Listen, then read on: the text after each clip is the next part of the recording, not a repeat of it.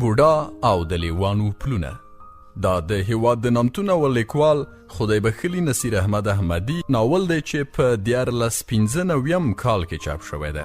دا کتاب تر اوسه پورې 4,000 ټوکه پلورل شوی دی. په بلبل اپلیکیشن یې زه حکمت آریان درته وړاندې کوم.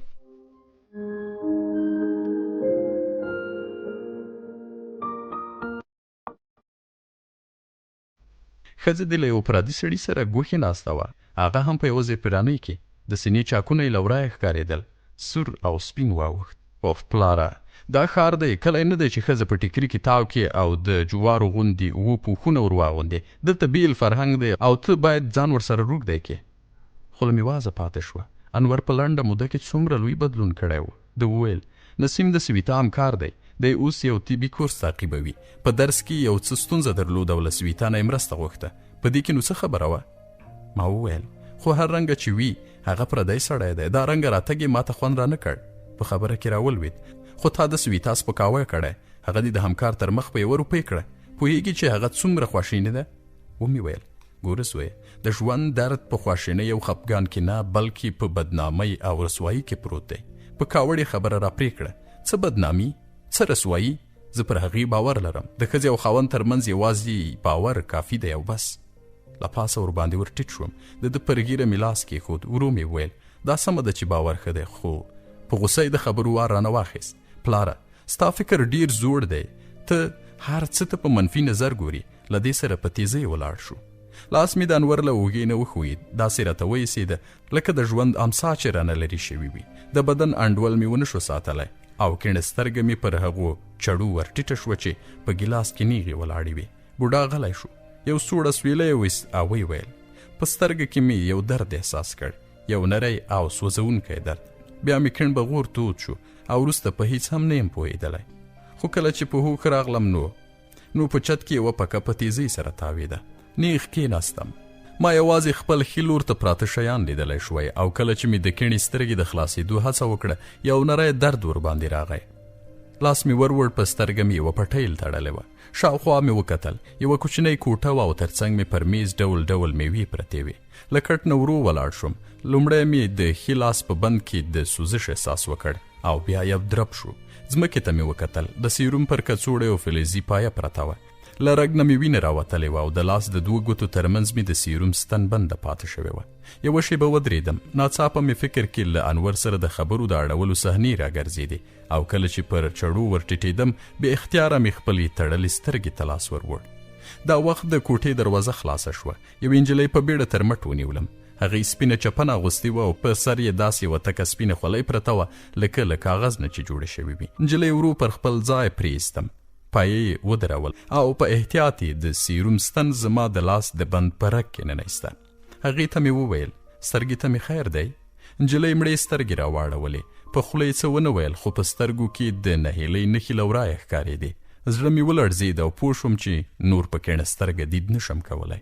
شېبه وروسته نجلۍ له کوټې ووته او پر ځای انور کوټې ته راننوت. د هغه چې کله سترګې راباندې ولګېدې خوله یې جینګه شوه. زما پر ټټر را پرېوت او په چغو چغو یې وژړل. وروسته مې سویتا تر څنګ ودرېده.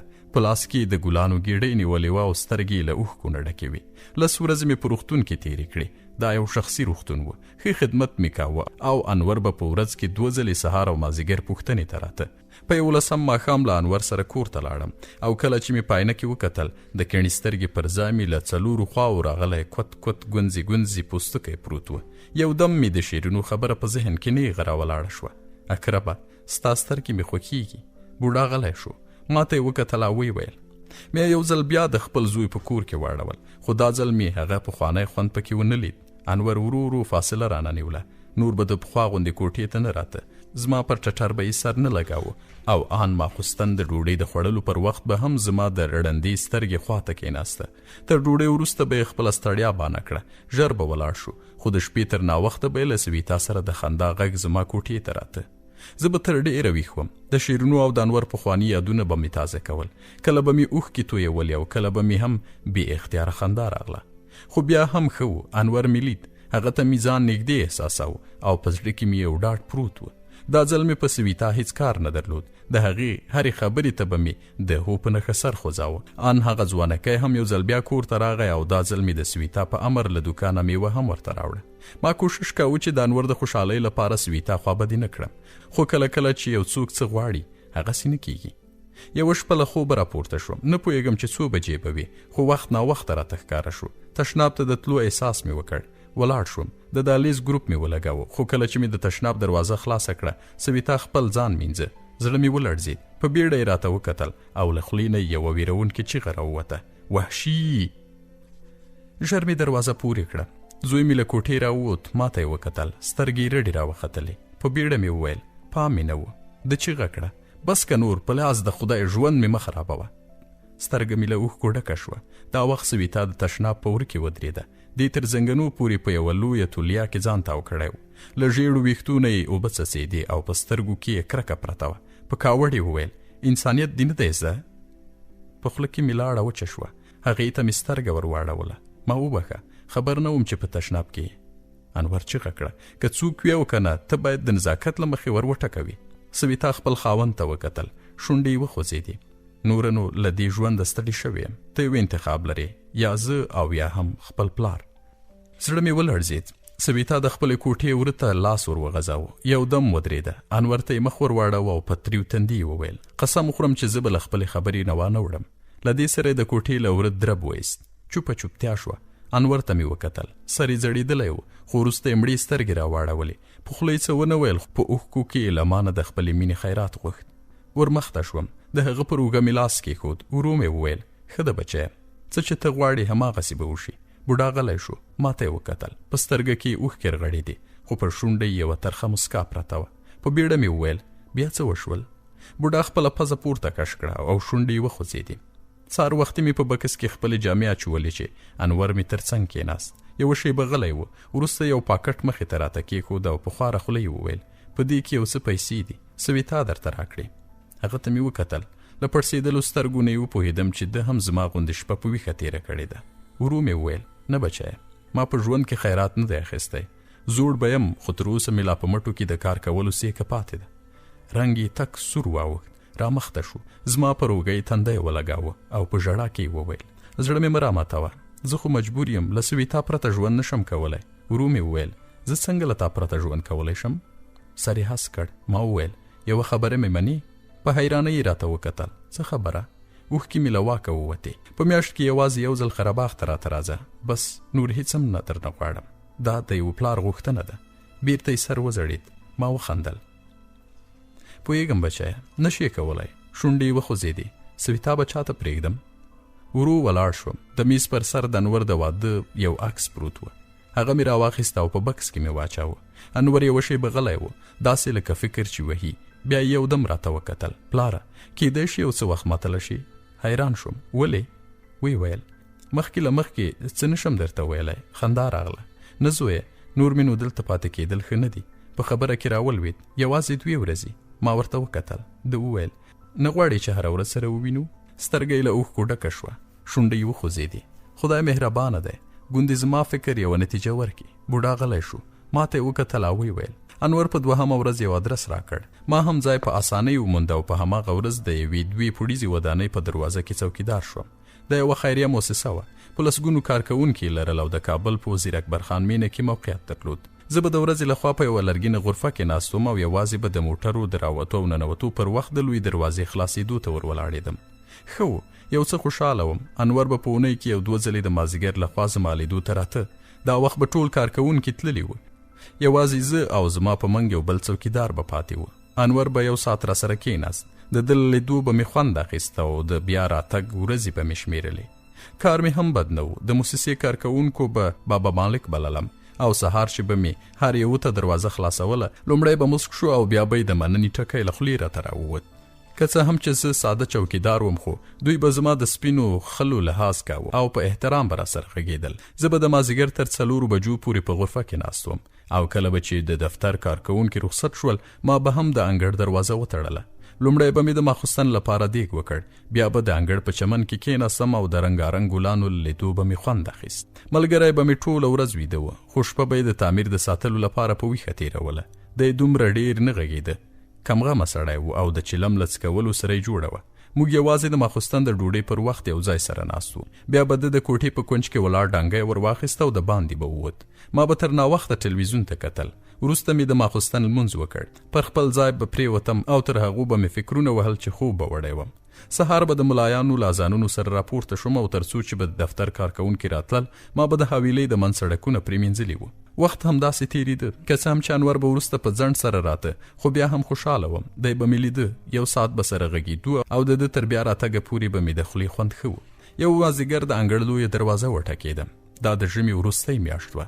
د باندې سوړ باد چلیده او کله مې چې دروازه خلاصه کړه انور مې ولید. دی خوشحاله ښکارېده. ږیره یې پاکه خریلې وه او کله چې راته وخندل له کلونو وروسته مې یو ځل بیا د خولې کونجانو ته نږدې تر بغورو لاندې ژور ځایونه ولیدل. وار له واره یې په خندا وویل: پلاره خدای دې لمسی در لوی کړي. په زړه کې مې خوشحالۍ منډه واخیسته. څه وخت پیدا شو؟ نن یې شلمه ده. په سترګو کې مې اوښکې راټولې شوې. 6 ورځې او زه خبر نه وم. دی تلولی غوندې شو. پلاره ما وبښه، کارونه ډیر دي. باور وکړه دومره وخت مې نه ومند چې زیرې ته درته راشم. په خوشحالۍ مې وویل: نوم دې څه ورباندې کېښود؟ شونډې یې وخوځېدې. رامین. دا نوم سویتا خوښ کړی و. په زړه کې مې د ماشوم د لیدو هیله راوټکېده او د خواست په ژبه مې وویل: کېدای شي چې خپل مسی مې ووینم. انور یوه شېبه غلی و. بیا یې راته وکتل. ولې نه، دوهم ځل چې راتلم نو رامین جان به هم راسره راوړم. ما کوټې ته د تلو ست ورته وکړ، خو د رایاده کړه چې بېګا ته یې خواښې او خسر میلمانه دي، باید یو څه سودا کور ته یوسي، ناوخته کېږي. انور لاړ او ما د خپل مسي د لیدو په تمه ورځې شمېرلې. میاشت تېره شوه خو د انور درک ونه لګېد. اخیر بې صبره شوم.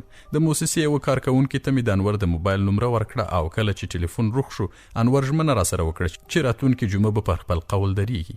زه هم د پنجشنبې په ماسپښین ښار ته لاړم او د خپل مسي لپاره مې یوه دریشي، پیک لرونکې خولۍ او ښایستوکي بوټان واخیستل. په ټاکلې ورځ ماسپښین د دروازې مخې ته ناست وم. څه کم 2 ساعته مې انتظار وایست. اخیر ماسپښین قضا د غرفې تر مخ یو ټکسي ودرېد. انور له موټره راښکته شو. د په غېږ کې یو ماشوم نیولی و چې په کمپله کې تاوه. په بیړه ور ولاړ شوم. انور لاس راکړ. ماشوم ته مې وکتل. سره بغور یې لرل او شنې بخونه. هغه مې په احتیاط د انور له غېږ راواخیست. پر تندي مې ښکل کړ او کله چې مې د دروازې خواته مخ واړاوه انور په بیړه وویل: پلاره ناوخته کېږي. په حیرانۍ مې ورته وکتل. ده وخندل. هوا سړه ده او له موټروان سره مې هم د دواړو خواو ویل کړي دي. دا وخت مې د موبایل زنګ واورېده. انور جیب ته لاس کړ او کله چې ټلیفون غوږ ته ونیو د سویتا غږ مې په اسانۍ سره وپېژاند. هغې د خپل زوی پوښتنه وکړه او وروسته یې په خواشیني غږ وویل: رامین جان مې یادېږي، ژر یې راوله. ژړا راغله. له هغې نه یوازې 1 ساعت خپل 2 میاشتنی زوی لرې شوی دی او دومره یادېده، خو له ما نه یې داسې یو څوک بیل کړ چې پوره 28 کاله مې د زړه په وینو رالوی کړی دی. د انور په غږ مې فکر سره راټول شو. پلاره ستا په اجازه. له دې سره یې ماشوم زما له غېږې ور واخیست. هغه یې ښکل کړ او په خندا یې وویل: پوهېږې پلاره د ده ساه ډېره خوند راکوي. دا مې اوس عادت ګرځېدلی. هر ماخوستن مې تر هغو د رامین جان خولې ته خپل بغور نیولی وي چې سترګې مې سره ورشي. دی ویده وي خو ساه یې توده را باندې لګېږي. تا ته به نه وي معلومه، د یو بیل خوند لري. ورو مې وویل: نه بچیه، ما ته به نو له کومه معلومه وي. بوډا غلی شو. ما ته یې وکتل. په سترګه کې اوښکې راټولې وې او پر شونډو یوه ترخه مسکا پرته وه. وروسته یې خپل بلاپوښ ته لاس ور وغځاوه. هغه یې پر خپلو زنګنو کېښود. سر یې وځړېد او ورو یې وویل: انور دومره په بیړه په ټکسي کې کېناست چې د رامین لپاره زما راوړی سوغات په کوټه کې پاته شو. خو دا ځل یې په راتګ دومره ځنډ ونه کړ. 2 اونۍ لا نه وې وتلې چې بیا زما لیدو ته راغی. دا د جمعې ورځ وه. زما ملګری کور ته تللی و او زه په موسسه کې یوازې وم. انور دا ځل کلکه غېږه راکړه. بیا مې د ده په غوښتنه په چمن کې یو پلاستیکي فرش ویړ کړ او دواړه کېناستو. د یې خواشینی ښکارېده. وروسته یې له ورسره راوړي پلاستیکي کڅوړې نه څو پتلونونه، د دریشۍ کمیسونه او د جامو د ګنډلو لپاره 2 رنګه ټوټې راویستلې. زما تر مخې کېښودل او کله چې زما حیرانتیا ته وکتل په خندا یې وویل چې هسې زړه یې وغوښتل چې دا شیان راته واخلي. انور په هغه ورځ تر ډېره راسره ناست و. بیا یې د پخوا غوندې زما پر ټټر سر ولګاوه او تر ډېر وخت وروسته یو ځل بیا د ابا په نوم یاد کړم. بیا د خپلې مور په اړه وغږېد. د مهاجرت کیسې یې راواخیستې او د خپلې انا یادونه یې تازه کړل. دی تر ډېره غږېده خو تر پایه یې ما ته کتل. کله کله به یې په غټو تورو سترګو کې اوښکې راټولې شوې او بیا به یې زما ښی لاس په خپلو ګوتو کې ټینګ کړ. انور عجیبه غوندې و. یوه شېبه یې زما نه سترګې نه اړولې او په مینه یې راته کتل. خو ماته داسې وایسېده لکه کومه مهمه خبره چې رانه پټوي او یا یې په خوله نشي راته راوړلی. په خپلو خبرو کې یو څو ځلې له مانه بښنه وغوښته. د تر ډېره خبرې وکړې. د خدای پامانۍ پر وخت یې تر ډېره په غېږ کې نیولی وم او کله چې رانه روان شو څو ځلې شاته مخ راواړوه. بوډا غلی شو. د خپل بالاپوښ جیب ته یې لاس کړ. خو فکر کوم دا ځل یوازې د ګولیو پاکټ په ګوتو ورغلی و. د یوه ګولۍ خولې ته واچوله. د چای غوړپ یې پسې وکړ. ما ته یې وکتل او ورو یې وویل دا د سردردۍ لپاره دي، ځکه زه سردردي لرم او ډاکټر راته ویلي چې دا تکلیف د ډېرې خواشینۍ له لاسه درته پیدا شوی دی. په خبره کې ورولوېدم. ښه نو د انور د خوابدون په راز ونه پوهېدې؟ ای زویه څه درته ووایم. انور دا ځل ډېر ځنډ وکړ، خو چې درک یې معلوم نه شو تشویش راولوید. څو ځله مې زنګ ورته وواهه خو ټلیفون یې ځواب رانه کړ. اخر مې اندېښنه ډېره شوه. زړه مې طاقت ونه شو کړی او مازدیګر مې مکرویانو ته مخه کړه. کله چې د انور کور ته ورسېدم د دروازې پر زنګ مې ګوته ټینګه کړه. یو غنم رنګه نری هلک راووت. فکر مې وکړ چې دی به د سویتا کوم خپل وي، ځکه مې د انور د رابللو ورته وویل. خو د ده په څېره کې د حیرانتیا نښې ښکاره شوې او وچ ځواب یې راکړ چې د انور په نوم څوک نه پېژني. زړه مې له ویرې ډک شو. د مخامخ ګاونډي ور مې ور وټکاوه. دروازه خلاصه شوه. د ګاونډي ښځې په حیرانۍ راته وکتل. دا وارخطا غوندې شوه. شونډې یې وخوځېدې. دومره ژر؟ حیران شوم. ښځې هماغسې په حیرانتیا وویل څه وخت راغلې؟ حیراني مې 2 چنده شوه. زه خو چیرته نه وم تللی. دا ځل یې خوله هم وازه شوه. ما وویل انور چیرته دی؟ سترګې یې رډې راوختلې. زه وارخطا شوم. په ماته ګوډه ژبه یې وویل نو ته یې نه یې ورسره بیولی؟ دا ځل مې یو څه کاوړ خپله خبره تکرار کړه او ومې ویل چې انور چیرته دی؟ دا ته لولۍ غوندې شوه. کاناډا ته تللی. پښې مې ورېږدېدې. همالته ځای پر ځای کېناستم. د ښځې وارخطا چیغه مې واورېده. د حمید پلاره و د حمید پلاره. شیبه وروسته یې خاوند راغی. په بیړه یې تر مټ ونیولم. کوټې ته یې بوتلم او پر کوچ یې کېنولم. هغه ته مې وکتل. خواشینی ښکارېده. بیا یې مېرمن راغله. یو ګیلاس یې راته ونیو او کله چې مې له اوبو نه غوړپ وکړ د لیمو خوند پکې ګډ و. زه تر ډېره هلته کېناستم. سر مې درد کاوه او پر زړه مې سستي راتله. د ګاونډي له خبرو وپوهېدم چې انور له خپلې کډې سره 3 میاشتې مخکې د کاناډا مرکز ټورنټو ته تللی. د ګاونډیانو ته دا هم ویلي و چې د پلار ویزه یې هم راغلې ده او اوس د یو څو ورځو لپاره قره باغ ته ځي او وروسته بیا د پاکستان له لارې په ګډه کاناډا ته روانېږي. بوډا غلی شو. یو سوړ اسویلی یې وایست او ورو یې وویل ده په څومره سادګۍ پرېښودم.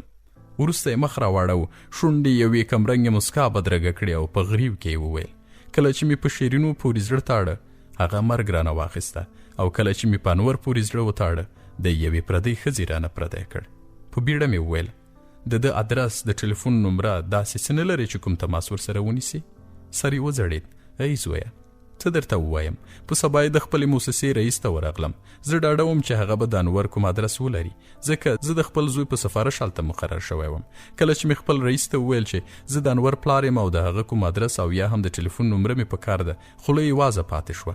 تر ډېره یې باور نه راته چې ډاکټر انور دې د یوه خوار څوکیدار زوی وي او آخر یې هم هغه وخت زما خبره زړه ته ولوېده چې له انور او سویتا سره اخیستې عکس مې له جیبه ورته راویست. د یوه شېبه غلی و. بیا یې ډاډ راکړ چې د انور ادرس به پیدا کولو کې به هڅه وکړي، خو غټ خلک په پردو غمونو پسې دومره سر نه ګرځوي.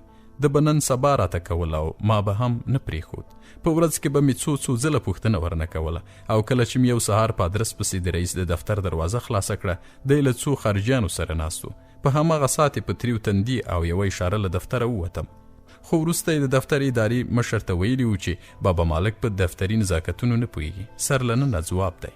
ما ته دا کومه مهمه خبره نه وه. نه خواشینی شوم او نه هم د خوابدون کوم احساس راته پیدا شو.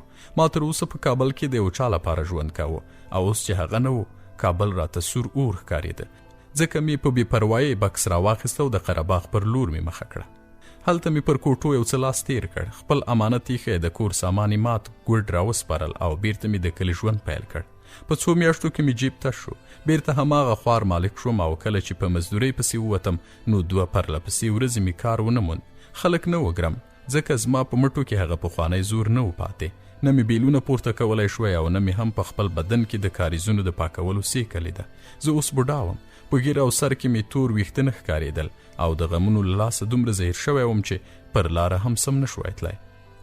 څه موده مې په قره باغ کې تېره کړه خو هلته مې طاقت ونه شو. لوږې، نیستۍ او پخوانیو یادونو ځورولم. ډیر وخت به مې ګېډه تشه وه. ما نه کار کولی شوی او نه مې هم دا منله چې په خپل قوم کې چاته لاس وکړم، ځکه مې قرهباغ هم پرېښود. اوس دا دی په جوماتونو ګرځم، کله یو ځای کله بل ځای.